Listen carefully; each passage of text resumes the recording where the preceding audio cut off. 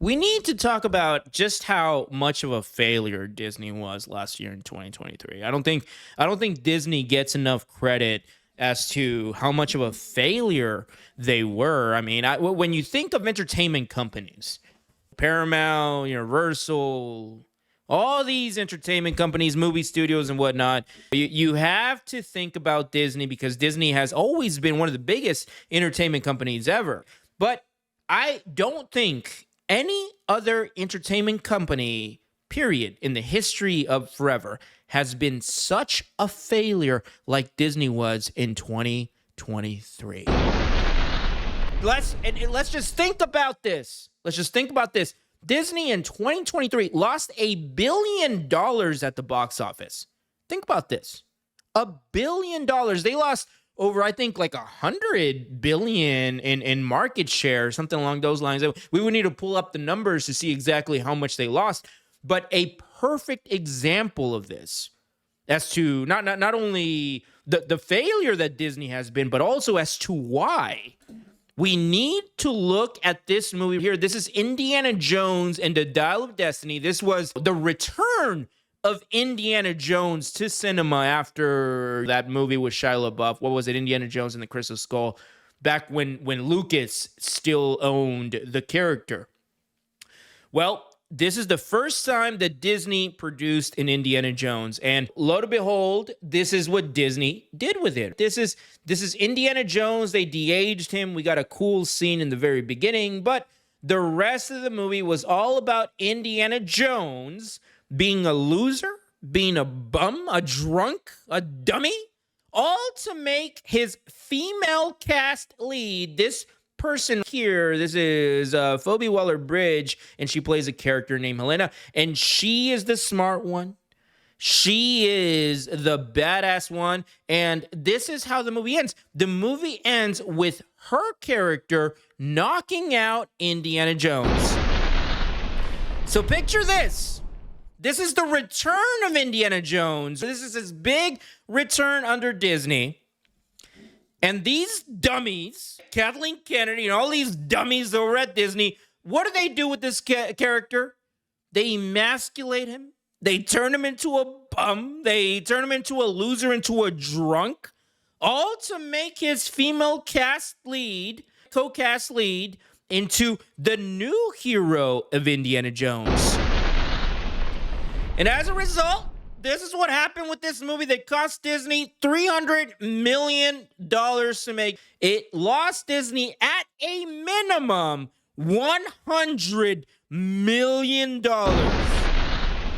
And these are just numbers that we got. This is the bare minimum. They did some digging into this through some tax documents, and this is the bare minimum they have discovered that Disney lost. But there are rumors that this movie lost upwards to $300 million for Disney. Now, if you're asking as to how this is possible, because the movie, again, cost Disney $300 million to make, maybe $350 million to make, no one really knows. They won't disclose this. Is because that is just a production budget. That does not account for the promotional budget. And also something that people don't really know is that when a movie gets released in the movie theater, Disney does not get all of the proceeds from ticket sales. They get half. The movie theater itself retains the other half. Disney only gets half. So say one movie theater makes $1,000 opening day or whatever, Disney it's only going to get like $500 off of that. And that's usually how it works in the movie industry. That's why they really didn't make any money in the movie theaters. And yeah, I mean, this is a perfect example as to why Disney is such a failure. It's because they purposely made Indiana Jones into a loser, into a bum, all to make this other character, this new character, Phoebe Waller-Bridge, into the star of the show, into the attraction. And think about this. The movie is called Indiana Jones. People go watch this movie for Indiana Jones. And then when you go watch this movie, Indiana Jones, the person you went to go see, the person you paid money to go see, gets turned into a loser, gets turned into a bum. That's why this movie was a huge failure. And this was very deliberate by Disney. Disney did this because they wanted to make her character the future of Indiana Jones. They had a series planned for her, maybe even a movie. She was going to be the new Indiana Jones moving forward. In fact, there was a scene that maybe was cut where she picks up the Indiana Jones hat and she puts it on. That was supposed to be how the movie was going to go. But this is just an example, one of many of examples of Disney making these horrendous decisions.